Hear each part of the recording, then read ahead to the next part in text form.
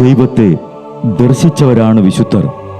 ആ വിശുദ്ധരോടൊപ്പം മാലാഖമാരുമായി സ്വർഗീയ ആനന്ദത്തിൽ ആയിരിക്കുന്ന ഞങ്ങളുടെ വാത്സല്യനിധിയായ അമ്മ ത്രേസ്യാളിൻ്റെയും പ്രിയ സഹോദരങ്ങളായ മണിദാസിൻ്റെയും ബ്രൈറ്റിൻ്റെയും പാവന സ്മരണയ്ക്ക് മുൻപിൽ ബ്രൈറ്റ് ഗ്രൂപ്പ് ഓഫ് അക്കാഡമീസ് പ്രാർത്ഥനാപൂർവം സമർപ്പിക്കുന്നു ഇന്നത്തെ വിശുദ്ധർ. അവതരണം അനിൽ കുഴിഞ്ഞകാല. ആശയം മുത്തയ്യൻ ആൻഡ് സെലിൻ പ്രിയ. സംവിധാനം സ്റ്റെനി ആൻഡ് സ്റ്റെനിച്ച്. ഇന്നേ ദിവസം തിരുസഭ മാതൃകയായി നൽകിയ വിശുദ്ധരെ അനുകരിച്ച് പ്രാർത്ഥനയോടെ ആ പാത പിന്തുടരുന്ന നിങ്ങൾക്കേവർക്കും കർത്താവിൻ്റെ തിരുമുഖം ദർശിക്കാൻ കഴിയട്ടെ എന്ന പ്രാർത്ഥനയോടെ ഞാൻ നിങ്ങളുടെ സ്വന്തം ജസ്റ്റിൻ. ഇന്ന് ഫെബ്രുവരി 10, വിശുദ്ധ സ്കോളാസ്റ്റിക്കായുടെ തിരുനാൾ. കുലീനമായ ഇറ്റലിയൻ കുടുംബത്തിൽ ജനിച്ച സ്കോളാസ്റ്റിക്ക വിശുദ്ധ ബെനഡിക്റ്റിൻ്റെ സഹോദരിയാണ്. വിശുദ്ധ ബെനഡിക്റ്റിൻ്റെ നിയമാവലിയും മാർഗനിർദ്ദേശങ്ങളും സ്വീകരിച്ച് സ്കോളാസ്റ്റിക്ക മഠാധിപയുടെ ജോലി നിർവഹിച്ചു പോന്നു. വർഷത്തിലൊരിക്കൽ സഹോദരനെ കണ്ട് ഉപദേശം സ്വീകരിച്ചിരുന്നു. ആശ്രമത്തിൽ കയറാൻ അനുവാദമില്ലാതിരുന്നതിനാൽ തൊട്ടടുത്തുള്ള ഒരു ഭവനത്തിൽ വച്ചാണ് അവർ സംസാരിച്ചിരുന്നത്. സന്യാസ ജീവിതം കൊണ്ട് അവരുടെ പരസ്പര സ്നേഹം നഷ്ടപ്പെട്ടിരുന്നില്ലെന്ന് വിശുദ്ധ ഗ്രിഗറി പ്രസ്താവിക്കുന്നു. സ്കോളാസ്റ്റിക്കായുടെ അന്തിമ സന്ദർശന ദിവസം കുറേയേറെ ആത്മീയ കാര്യങ്ങൾ സംസാരിച്ചിരിക്കാൻ ആ രാത്രി ഒപ്പം താമസിക്കാൻ ബെനഡിക്റ്റിനോട് അപേക്ഷിച്ചു.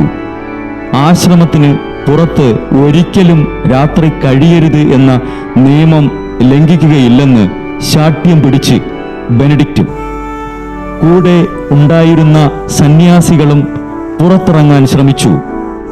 അത് കണ്ട് സ്കോളാസ്റ്റിക്ക കൈകൾ കൂപ്പി തെല്ലുനേരം പ്രാർത്ഥിച്ചു. ഉടനെ ഭയങ്കര ഇടിയും കാറ്റും മഴയും പ്രത്യക്ഷപ്പെട്ടു. ഇത് കണ്ട് ബെനഡിക്റ്റ്, എൻ്റെ പെങ്ങൾ ചെയ്തത് ദൈവം ക്ഷമിക്കട്ടെ. ഇത് കേട്ടതും സ്കോളാസ്റ്റിക്ക ആങ്ങളയോട് ഒരു അനുഗ്രഹം ചോദിച്ചു. ആങ്ങള തന്നില്ല. സർവേശ്വരനായ ദൈവത്തോട് ചോദിച്ചു. ദൈവം തന്നു. ആ രാത്രി സ്വർഗീയ സൗഭാഗ്യത്തെപ്പറ്റി അവർ സംസാരിച്ചു. പിറ്റേന്ന് ബെനഡിക്റ്റ് സ്തുതിയും പറഞ്ഞ് പിരിഞ്ഞു. മൂന്നാം നാൾ സ്കോളാസ്റ്റിക്ക മരിച്ചു. ബെനഡിക്റ്റ് സ്വന്തം സഹോദരിയുടെ സമാധിക്കരികിൽ ആയിരിക്കുമ്പോൾ സ്കോളാസ്റ്റിക്കയുടെ ആത്മാവ് ഒരു പ്രാവിന്റെ രൂപത്തിൽ സ്വർഗീയ സൗഭാഗ്യത്തിലേക്ക് പ്രവേശിക്കുന്നത് കണ്ടു. വിശുദ്ധ സ്കോളാസ്റ്റിക്ക ഞങ്ങൾക്കും ലോകം മുഴുവനും വേണ്ടി ഇന്നേ ദിവസം മാധ്യസ്ഥം വഹിച്ച് പ്രാർത്ഥിക്കണമേ.